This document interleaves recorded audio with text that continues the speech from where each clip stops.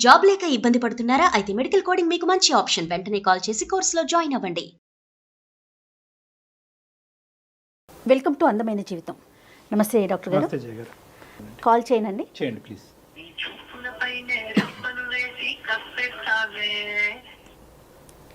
Hello, Vijayalakshmi అండి. అవునండి. నేను సుమన్ టీవీ అందమైన జీవితం ప్రోగ్రామ్ నుంచి కాల్ చేస్తున్నానండి. నాతో పాటు డాక్టర్ గారు కూడా ఉన్నారు. మాట్లాడొచ్చా మీతో? మేడం చెప్పండి మేడం. అమ్మా నమస్తే. విజయ కదమ్మా? విజయలక్ష్మి. అవును సార్, నమస్తే సార్. నా పేరు విజయలక్ష్మి అండి. ఆ డాక్టర్ గారు, అసలు నా సమస్య ఎంత విచిత్రమైన సమస్య అంటే డాక్టర్ గారు, బయట ప్రపంచాన్ని నమ్మలేం, సరే ఇంట్లో మనిషిని కూడా నమ్మలేని పరిస్థితిలో నేను ఈ మెయిల్ చేయడం జరిగింది డాక్టర్ గారు. సో నేనేంటంటే మదర్ లేకుండా పెరిగిన చైల్డ్ అన్నమాట. నా తర్వాత చెల్లెలు ఉంది. మా డాడీ నాన్నమ్మ అండర్ లో నేను పెరిగాను. ఓకే. నేను చిన్నప్పుడే, నాకు 7-8 years ఉన్నప్పుడే మమ్మీ డాడీ సమ్ డిస్ప్యూట్స్ తో వాళ్ళు దూరం అయిపోయారు. అప్పటి నుంచి డాడీ దేంతో దూరం అయ్యారు? వాళ్ళకి ఇంకా క్లాషెస్, వాళ్ళ మధ్యనే సరిగ్గా మ్యూచువల్ గా సరిగ్గా లేక క్లాషెస్ వచ్చి దూరం ఉంటున్నారు వాళ్ళు. ఓకేనమ్మా, విడిపోలేదు అంటే డైవర్స్ అవ్వలేదు కానీ దూరంగా ఇంకా ఉంటున్నారు. అఫీషియల్ డైవర్స్ అవ్వలేదు డాక్టర్. సో అలా పెరిగిన సిచ్యువేషన్ లో నన్ను చాలా జాగ్రత్తగా, అంటే రెస్ట్రిక్టెడ్ గా, అమ్మ లేదు కదా జాగ్రత్తగా అన్నట్టుగా పెంచుకొచ్చారు. సో అయిపోయింది, నేను మంచి మెరిట్ స్టూడెంట్ ని, కాలేజ్ లో టాప్, క్యాంపస్ లో రిక్రూట్ అయిపోయాను, జాబ్ చేసుకుంటున్నాను డాక్టర్. ఇంకా మా ఫాదర్ ఏమనుకున్నారో ఏంటో, ఇంకా ఒక అమ్మాయికి పెళ్లి చేసేద్దామనే థాట్ లో ఆయన ఉన్నారు. ఇంటికి పెద్ద నేనే, సరే సంబంధాలు చూడడము చేయడము అన్ని చేస్తున్నారు. ఈ మ్యాచ్ వచ్చింది డాక్టర్ నాకు, మా హస్బెండ్ ది. జాబ్ లో ఉన్నప్పుడే నేను మ్యాచ్ వచ్చింది. ఇంకా ఓకే, సెటిల్ అయ్యాను కదా, నేను మా నాన్న వాళ్ళని కూడా చూసుకోవచ్చు, నాకు ఒక ఫ్యామిలీ అవుతుంది అని ఒక థాట్ తోటి పెళ్లికి ఒప్పుకున్నాను. 2016 లోనే మ్యారేజ్ కూడా అయిపోయింది. ఆయన అప్పుడు అసలు ఎంత బాగా మాట్లాడారంటే, నీ మనసులో ఉన్నవన్నీ నాకు చెప్పు, మన ఇద్దరి మధ్య ఎలాంటి ట్రాన్స్పరెన్సీ ఉండకూడదు, రేపన్న రోజున ఎవరు థర్డ్ పర్సన్ మనకి రాకూడదు అని చెప్పి ఎంత బాధ్యతగా మాట్లాడి కూర్చోబెట్టారో. ఆయన ప్రేమకి నిజంగా నేనైతే మా నాన్న తర్వాత ఎక్స్పెక్ట్ చేస్తున్నాను డాక్టర్ ఆయన్ని. అలాంటి సిచ్యువేషన్ లో నా బాధలని చెప్పమని అడిగేసరికి, ఇన్ని రోజులు తల్లి లేకుండా పెరిగి చెప్పేసుకున్నా అన్ని చక్కగా. చిన్నప్పటి నుంచి నేను ఎలా పెరిగాను ఏంటి, అమ్మా నాన్న చిన్నప్పటి నుంచే నీ చిన్నతనం నుంచే విడిపోయి దూరంగా ఉంటున్నారు, నువ్వు ఒంటరిగా నాన్నతో పాటే పెరిగావు అనేటటువంటి అంశం అయితే కనుక పెళ్లికి ముందే తెలుసు అతనికి. అదంతా తెలుసు.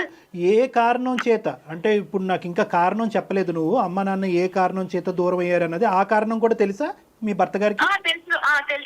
ఏ కారణం అమ్మా అంటే, నువ్వేం తప్పుగా అనుకోకపోతే ఏ కారణం చేత అమ్మ నాన్న దూరం అయ్యారమ్మా? అంటే మా అమ్మగారు కొంచెం డిఫరెంట్ బిహేవ్ చేయడము, అంటే వర్కింగ్ ఉమెన్ ఆవిడ ఇష్టం ఉన్నట్టుగా చేసేయడము, చెప్పింది వినకపోవడము. మా ఫాదర్ కి కొంచెం రఫ్ గా బిహేవ్ చేయడం, ఎందుకంటే మగవాళ్ళు కొంచెం లిమిట్ లో ఉంటేనే వాళ్ళు యాక్సెప్ట్ చేస్తారు అనే ఎందుగా ఉంటుంది కదా. అలా ఉండకుండా ఆవిడ ఇష్ట ప్రకారంగా ఉండడం వల్ల మా నాన్నకు కూడా నచ్చలేదు. నువ్వు ఇలా ఉండద్దు అని చెప్పి చూశారు. ఆవిడ నా ఇష్టం, నేను ఇలాగే ఉంటాను అని చెప్పి కొంచెం రఫ్ గా మాట్లాడడం, ఇలా చేయడం జరిగింది డాక్టర్. దాని వల్లే వాళ్ళు దూరంగా ఉన్నారు. ఇప్పటికే ఆవిడ బిహేవియర్ లో మార్పు లేదని ఇంకా అలా కంటిన్యూటీ అలాగే ఉంది డాక్టర్ గారు. మ్యారేజ్ కి ముందు, మ్యారేజ్ అయినాక మొత్తం మీకు సంబంధించిన ప్రతి విషయం కూడా ఆయనతో షేర్ చేసుకున్నారు, అంతేనా విజయలక్ష్మి? చెప్పాను మేడం. ఎలా అంటే కాలేజ్ తర్వాత ఇవన్నీ చెప్పాక, కాలేజ్ డేస్ లో కూడా నీకేమన్నా లైఫ్ ఎలా ఉండేది, నువ్వు మెరిట్ స్టూడెంట్ గానీ, ఏమన్నా ప్రపోజల్స్ కానీ, నీకు నచ్చిన వాళ్ళు కానీ ఇలా ఎవరైనా ఉన్నారా అని ఈ వేలో అడగడం స్టార్ట్ చేశారు డాక్టర్. ఓకే. నేను దానికి కూడా చెప్పాను. అంటే నాకు ఒక అతను వచ్చి ప్రపోజ్ చేశాడండి, అతనికి నేనంటే ఇష్టమని చెప్పాడు, పెళ్లి చేసుకుంటానని చెప్పాడు. కానీ నేను మా నాన్నను మాట్లాడాలి, మా నాన్న ఓకే అంటే నాకు పర్వాలేదు, మా నాన్నకు తెలియకుండా నేను ఏది చేయను అని చెప్పి అతన్ని పక్కకు పెట్టాను. అతను వచ్చి మా నాన్నతో మాట్లాడడం జరిగింది. మా నాన్నగారు ఒప్పుకోలేదండి దానికి. ప్రపోజ్ చేసాడా, ప్రేమించుకున్నారా? లేదు డాక్టర్, నాకు వచ్చి ప్రపోజ్ చేశాడు ఆయన. నీ మనసులో అతనికి ఒక స్థానం ఉండేదా ఆ టైంలో? ఉంది డాక్టర్, ఎందుకంటే సేమ్ క్లాస్, అతన్ని చూస్తూ ఉన్నాను, అతను మాట్లాడటము, అతని బిహేవియర్ వేరే వాళ్ళు ఉండేది. So you loved him. నీకు అతనంటే ప్రేమ ఉండేదండి, ఎక్కడో సాఫ్ట్ కార్నర్ ఉండేది, నాకు ఇష్టపడి ఉంది. అంటే నేను ఇలా చెప్పాను, మా ఫాదర్ ఒప్పుకుంటేనే చేసుకుంటాను. అతను వచ్చి అడగడం జరిగింది మా ఫాదర్ని, మా ఫాదర్ ఒప్పుకోలేదు, డైరెక్ట్ గా ఒప్పుకోలేదు. రీజన్ ఏమై ఉండొచ్చు Vijayalakshmi? Caste madam. Okay. And ఇక్కడ తేవచ్చు ఏమో ఓపెన్ గా చెప్పేస్తున్నాను, బట్ మాది కొంచెం పెద్దది, వాళ్ళది కొంచెం తక్కువ. ఆ ఒక్క రీజన్తో మీ ఫాదర్ యాక్సెప్ట్ చేయలేదు. నేను లవ్ చేసినా పర్లేదు కానీ క్యాస్ట్ డిఫరెన్స్ వస్తే నేను చెయ్యను ఓకే అని చెప్పి ఆ అబ్బాయికి చెప్పే రకంగా అబ్బాయికి చెప్పి పంపించి నాతో తర్వాత కూర్చొని మాట్లాడారు మేడం. మాట్లాడి వద్దమ్మా నీకు రేపు లైఫ్ ఉండదు అన్ని చెప్తే సరే డాడీ చిన్నప్పటి నుంచి మీరు చెప్పిందే నేను విన్నాను కాబట్టి నా లైఫ్ ఏంటో మీకు తెలుస్తుందని నేను కూడా కాంప్రమైజ్ అయిపోయి జాబ్ లో జాయిన్ అయిపోయి పెళ్లి చేసేసుకున్నా ఈయనని. ఇదే మాట ఈయనకి కూడా చెప్పాను మా హస్బెండ్ కి కూడా. కాదు విజయలక్ష్మి నాన్నగారు మీతో మాట్లాడినప్పుడు మీరు కన్విన్స్ అయ్యారా లేకపోతే పరువు మర్యాద ఇవన్నీ ఆలోచించి ఆగిపోయారా? లేదు, మా నాన్నగారు చెప్పిన వేలో నేను చాలా కన్విన్స్ అయ్యాను. ఎందుకంటే మా నాన్నగారు వాళ్ళది కూడా లవ్ మ్యారేజ్ అండి. వాళ్ళది లవ్ మ్యారేజ్, వాళ్ళకి తెలుసు ప్రేమ అంటే, ఆయనకి తెలియకుండా లేదు. కాకపోతే చూసారు కదా ఇలా అయిపోయింది. ఆయన ఏం జాగ్రత్త తీసుకున్నా నాకు తీసుకుంటారని తెలిసి నమ్మకం ఉంది నాకు. ఓకే, కానీ ఫస్ట్ లవ్ లాగే అనిపిస్తుంది. ఇంత నచ్చినటువంటి అబ్బాయి దూరం అయ్యాడు అనేటటువంటి బాధ నీకు ఏ కోసానా అనిపించలేదా? ఆ పెయిన్ ఏమైనా ఫీల్ అయ్యారా మీరు? ఆ పెయిన్ చాలా ఫీల్ అయ్యానండి లోపల, చాలా అంటే చాలా. కానీ మా నాన్నగారు నన్ను 25 ఏళ్ళు పెంచిన ప్రేమకి నేను ఒక విలువ ఇవ్వాలి. అంటే తను 2 ఇష్యూస్ ని బేరీజ్ వేసుకుంది డాక్టర్ గారు, 2 వైపులా ఆలోచించుకుంది, చాలా మెచ్యూర్డ్ గా ఆలోచించింది అనుకోవాలేమో. రైట్ విజయలక్ష్మి, నెక్స్ట్ ఏంటండి? మా హస్బెండ్ కి చెప్పానండి కూర్చోబెట్టి ఇలా జరిగిందండి, మా నాన్నగారు ఒప్పుకోలేదు, సరే మేము కూడా హ్యాపీగా ఎవరికి వాళ్ళు మూవ్ ఆన్ అయిపోయాం లైఫ్ లో అని చెప్తే మా హస్బెండ్ కూడా చాలా పాజిటివ్ గా తీసుకున్నారు. ఇవన్నీ జరుగుతుంటాయి లైఫ్ అన్నాక ఉంటాయి అని చెప్పారు. అసలు నేనైతే చాలా హ్యాపీ అయ్యాను. అమ్మయ్య, నా లైఫ్ లో మా హస్బెండ్ కి తెలియని విషయం అంటూ ఏం లేదు. ఇంకా నా లైఫ్ చాలా బాగుంటుంది, ఫాదర్ తర్వాత ప్రేమగా చూసుకునే హస్బెండ్ దొరికాడు అని ఒక హోప్ తో వచ్చేసింది మొత్తం లైఫ్. కాదు విజయలక్ష్మి, మీకు మ్యారేజ్ అయిపోయిన తర్వాత ముందతను మళ్ళీ ట్రై చేయటం కానీ మీతో మాట్లాడే ప్రయత్నం చేయటం కానీ అలా ఏం జరగలేదు? కాంటాక్ట్ లో ఉన్నావమ్మా? లేదండి, నేను అసలు కాంటాక్ట్ లో లేనండి అతనితో. నార్మల్ గా ఫేస్బుక్ లో అతను ఉండడము, ఫ్రెండ్స్ లిస్ట్ లో అన్ని ఉంటాయి. కాకపోతే నేను అతన్ని కాంటాక్ట్ చేయడము, అతను నన్ను కాంటాక్ట్ చేయడం అనేది ఇప్పుడు దాకా జరగలేదండి. మంచిగా మాట్లాడి రాబట్టాడు అనేటటువంటి పాయింట్ అక్కడ ఇంపార్టెంటా, లేదంటే నువ్వు ఎలాగన్నా చెప్పిండే? ఎగ్జాక్ట్లీ డాక్టర్ గారు చెప్పేశాను డాక్టర్ ప్రతిదీ. ఆయన కూడా రిసీవ్ చాలా బాగా చేసుకున్నారు. ప్రేమగా నటించాడా, నిజంగా ప్రేమించేవాడా? స్టార్టింగ్ లో నిజంగా ఆ టైంలో ప్రేమించేవారండి. Right, okay. సో ప్రేమ ఉంది, ప్రేమ లేకపోవటం అప్పటిదాకా ప్రేమ ఉందని నేను కూడా అనుకున్నాను డాక్టర్. రైట్ రైట్ చెప్పేశాను, అదే ప్రేమలో మొత్తం చెప్పేశాను.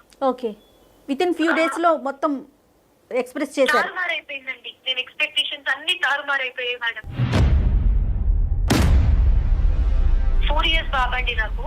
అసలు ప్రతి వాక్ ఆఫ్ లైఫ్ లో నన్ను అనుమానిస్తున్నాడండి. ప్రతి వాక్ ఆఫ్ లైఫ్. పొద్దున పాలవాడు వచ్చి వాడితో మాట్లాడినా కూడా అసలు ఏంటి అంతసేపు మాట్లాడతావేంటి, ఇలా మాట్లాడతాం. పేపర్ వాడు వస్తే వాడితో మాట్లాడతాం. అనుమానించడానికి సమూజీ లేకుండా అనుమానిస్తున్నాడండి. నేను వర్కింగ్ ఉమెన్ ని, ఒక పక్కన వర్క్ చేసుకుంటున్నాను, నేను చేసుకుని ఇంత ప్రెస్టీజియస్ గా ఉంది, పిచ్చి పనులు చేస్తానని ఎలా ప్రతి వాక్ ఆఫ్ లైఫ్ లో అనుమానిస్తున్నాడండి. అది ఇష్యూ అవ్వటం, మరి ఇద్దరు ఒకరికొకరు మాట్లాడుకోవటం జరుగుతూ ఉంటుందా విజయలక్ష్మి? దాని గురించి నేను చాలా సార్లు ఆయన్ని కన్విన్స్ చేసి, అలా కాదండి జరిగింది చెప్పాను తప్ప నా లైఫ్ లో అలా ఉండదు, you are my life and complete గా నేను మీకే, అలా నా లైఫ్ లో ఏం లేదని కూడా కన్విన్స్ చేయడానికి చెప్పడానికి కూడా చూసాను మేడం. అంటే ఇప్పుడు జరిగేటటువంటి, అంటే ఇప్పుడు ఈ చెప్పడానికే అసహ్యంగా ఉందమ్మా, పాలవాడు, పోస్ట్ మ్యాన్ అని అంటున్నావు. అంటే ఇప్పుడు జరిగేటటువంటి ఎదురయ్యేటటువంటి మగాళ్ళ గురించి అతను ప్రధానమైనటువంటి అనుమానమా, లేదంటే ఆ గతంలో ఉండేటటువంటి అబ్బాయిని నువ్వు కంప్లీట్ గా మనసులోంచి తీసేసేవా లేదా అనేటటువంటిది అతని ఆలోచన?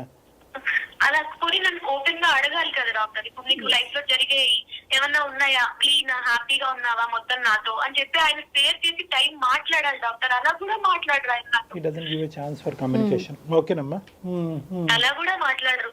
ఇంకా నన్ను చాలా వెక్స్ అయిపోయారు. ఇప్పుడు నాకు 4 years బాబు డాక్టర్, అతను కూడా అబ్బాయి. రేపన్న రోజున నా నెక్స్ట్ జనరేషన్ బాధపడకూడదు, ఇలా నాలాగా సఫర్ అవ్వకూడదు, వాడు వాళ్ళ నాన్నని చూసి నేర్చుకోవడం అని గ్యారెంటీ ఏంటి? నాన్నగారితో మాట్లాడేవమ్మా? నీకు ఇష్టమైనటువంటి వ్యక్తి నాన్నగారితో నీ బాధను చెప్పుకున్నావా? విషయం అక్కడి వరకు వెళ్ళిందా? ఒప్పుకోరు, రానివ్వరు ఎవరిని. మా నాన్నతో మాట్లాడొద్దని చెప్పి రూల్స్ పాస్ చేస్తారు.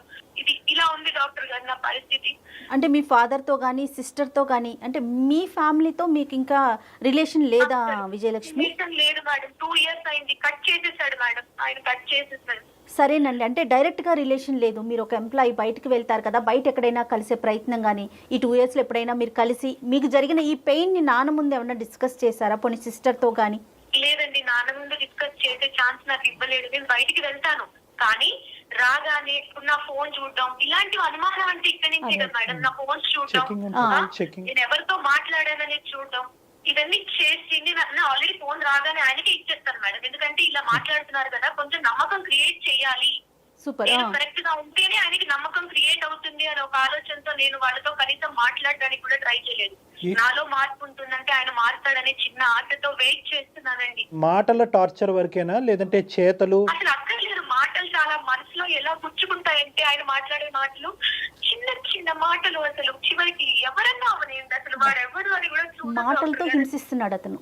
కొట్టినా పర్వాలేదు డాక్టర్, నేను కాసేపు మందు రాసుకున్నా నొప్పి మర్చిపోగలను, కానీ మనసుకు తగిలిన గాయం మాత్రం నాకు అసలు మానదు డాక్టర్. విజయలక్ష్మి, వాళ్ళ పేరెంట్స్ ఏంటండి? అతని మీ హస్బెండ్ వాళ్ళ పేరెంట్స్ ఉన్నారా? వాళ్ళకి తెలుసా ఈ విషయాలన్నీ? అసలు వాళ్ళు నాతో సరిగ్గా ఉండరు. వాళ్ళు కూడా వాళ్ళ తమ్ముడికే సపోర్ట్ చేస్తారు మేడం. ప్రతిదీ ముద్దుల తమ్ముడు అన్నంత ఇదిగా వాళ్ళు ప్రతిదీ వాళ్ళకి, ఇంకా ఎక్కువ కావాలంటే నా మీద కల్పించి చెప్తారు. ఇంకా ఏమైనా చెప్పడానికి ఛాన్స్ ఉంది. ఎలాంటి సలహా కోసం మమ్మల్ని మెయిల్ పెట్టారు విజయలక్ష్మి? మీరు ఏమి ఎక్స్పెక్ట్ చేస్తున్నారు? మేడం నేనైతే మెంటల్ గా చాలా ఫిక్స్ అయిపోయాను. అసలు నాకు వద్దితను, ఇంకా నేను వెళ్ళిపోనా అని ఒక వైపు ఉన్నప్పటికీ అతని మీద ప్రేమ నన్ను ఆపేస్తుంది. నాకు చాలా ఇష్టం ఆయన అంటే. నాన్న తర్వాత అంత ప్రేమని ఈయనకే పంచాలి అనే మైండ్ సెట్ తో వచ్చిన మనిషిని నేను. వెళ్ళిపోదాం అనిపించి 2 times నేను యాక్చువల్గా వెళ్ళిపోదాం అనుకుని ఆగిపోయాను. ఒకసారి సూసైడ్ అటెంప్ట్ దాకా వెళ్ళి ఆగిపోయాను. ఇప్పుడు ఇతనికి అనుమానం, అది ఎట్లా ఈ కొడుతున్నాడో తిడుతున్నాడో అంటే కొట్టేది తిట్టేది కనిపిస్తుంది, కానీ తన మాటల ద్వారా హింసిస్తున్నాడు కదా. దీన్ని కూడా ఒక రకమైన మానసిక ఇబ్బంది అనుకోవచ్చు అంటారా? ఇదంతా కూడా ఒక కండిషనల్ లవ్ అంటారమ్మా. ఈ ప్రేమలో కండిషన్స్ ఉన్నాయి. ఈ అమ్మాయిని ప్రేమ ఒకప్పుడు ఈ క్యారెక్టర్ అనేటటువంటి అంశం ఈ రోజు విజయ అతనికి చెప్పకుండా ఉంటే కనుక బహుశా ఇంకొక స్వర్గలోకం ఈ అమ్మాయి చూసుంటుంది.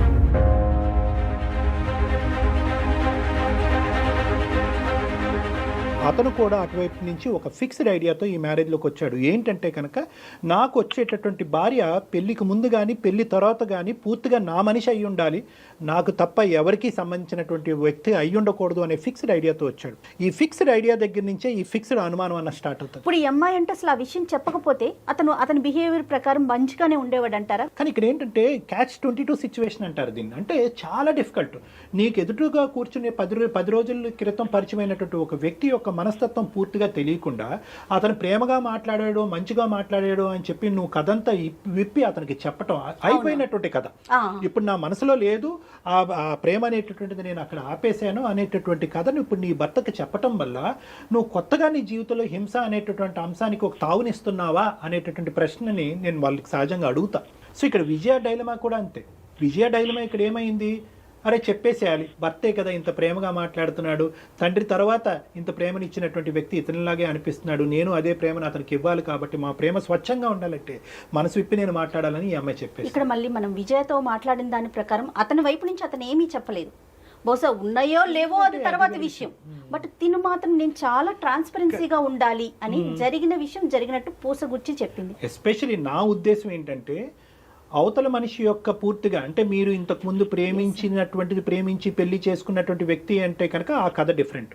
ఫస్ట్ టైం మీకు పరిచయమైనటువంటి వ్యక్తి మీ ఇమ్మెచ్యూరిటీ వల్ల అవనియండి, ఇంకో స్థాయి వల్ల అవనియండి, ఆ వ్యక్తిని పూర్తిగా స్టడీ చేయకుండా ఇటువంటి క్రిటికల్ అంశం వేరే అంశాలు వద్దు. అంటే వేరే అంశాలు అంటే రెండు సార్లు ఎంగేజ్మెంట్ అయింది, 2 సార్లు ఎంగేజ్మెంట్ క్యాన్సిల్ అయింది, లేదంటే చిన్నప్పుడు మా బావ నన్ను పెళ్లి చేసుకోవాలని అనుకున్నాడు కానీ అది కుదరలేదు, ఇలాంటి అంశాలు ఓకే. కానీ ప్రేమ, కాలేజీలో ఉన్నాము, అతను నన్ను లవ్ చేశాడని చెప్పి మీరు తర్వాత ఎన్ని విధాలుగా మాడిఫై చేసినా కూడా ఈ రోజుకి కూడా మీ భర్త గారి మనసులో ఏంటంటే మీరు చెప్పినటువంటి కథాంశం అనేటటువంటిది పూర్తిగా 10% కూడా అతను నమ్మట్లేదు. బహుశా ఇప్పటికీ కూడా నీ మనసులో అతను ఉన్నాడేమో, అతను ఉండటం వల్లే నీ ప్రవర్తన అనేటటువంటిది కంప్లీట్గా ఈ 5 సంవత్సరాలు నీ కొడుకు పుట్టిన తర్వాత కానీ పుట్టక ముందు కానీ కంప్లీట్గా అతని మనసులో నీ క్యారెక్టర్ని అసాసినేట్ చేసేసాడు అతను. నీకు అప్పుడు ఉన్నాడు ఆ మనిషి నీ మనసులో, ఇప్పుడు కూడా ఉన్నాడు. కేవలం మీ నాన్నగారు ఒప్పుకోకపోవటం వల్ల నువ్వు దూరంగా ఉన్నావు. కానీ ఈ రోజు ఒప్పుకుని ఉంటే కనుక అదే ప్రేమ పదిలంగా ఉండేది, అతన్నే పెళ్లి చేసుకునే దానివి కదా.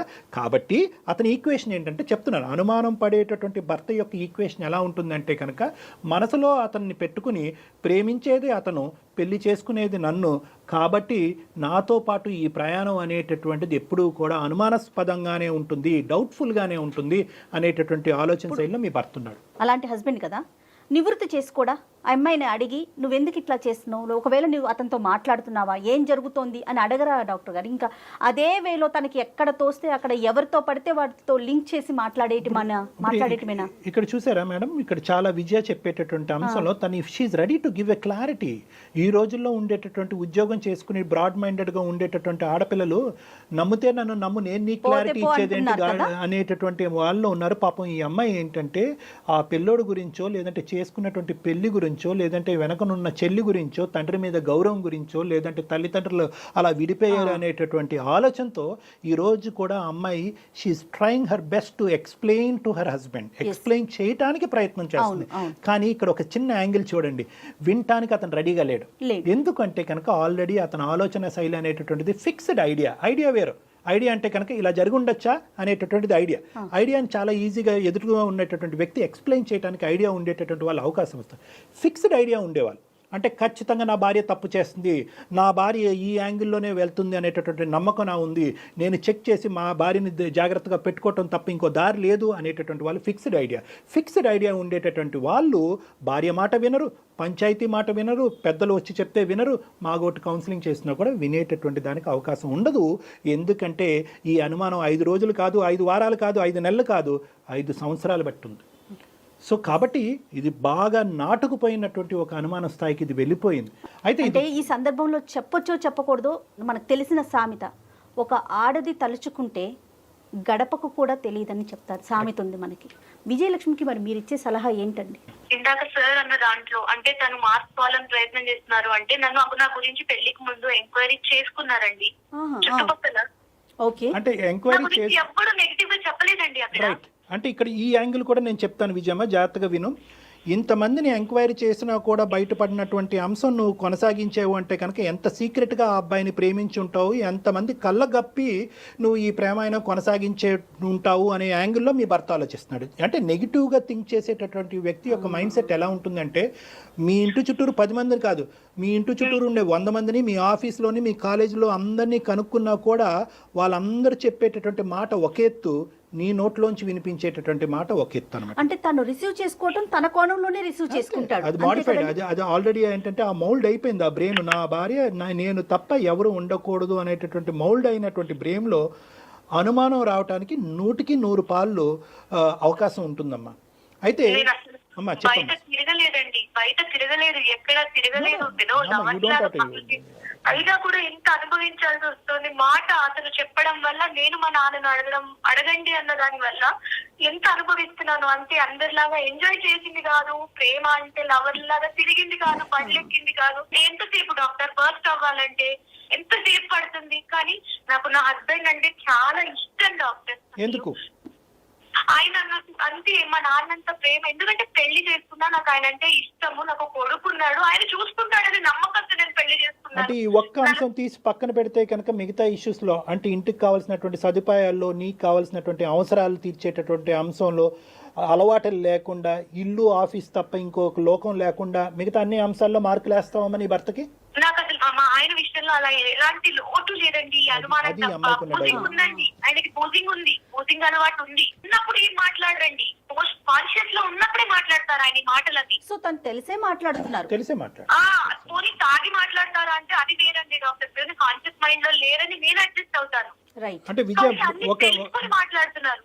ఒకటి క్లారిటీ అమ్మా, అంటే ఈ మిగతా అన్ని అంశాల్లో బాగా చూసుకునేటటువంటి భర్త గురించి, లేదంటే అబ్బాయికి ఒక తండ్రి కావాలి అనే ఉద్దేశంతో ఇతనితో ప్రయాణం కొనసాగాల, లేదంటే ఈ అనుమానం అనేటటువంటి యాంగిల్ ఏదైతే ఉందో అనుక్షణం నిన్ను ఇబ్బంది పెట్టడం వల్ల మిగతా అంశాల్లో ఎంత గొప్పగా అనిపించినా కూడా ఇది నేను తట్టుకోలేనటువంటి పరిస్థితిలో ఉన్నాను, నేను మానసికంగా చిదిగిపోతున్నాను కాబట్టి బయటపడాలి అని అనుకుంటున్నారా? టు స్టే మీరు అన్న సెకండ్ పాయింటే కరెక్ట్. నాకు అన్ని ఇస్తారు, అన్ని బాగుంటాయి, కానీ ఆ నోటితో మాట అనడం ఎందుకు? నువ్వు అన్ని ఇచ్చి మాటతో పోగొట్టుకుంటున్నారు ఆయన వాల్యూని. అయితే ఇక్కడ నువ్వే కౌన్సిలర్ అమ్మ నీ భర్తకి. I'm sorry to say this.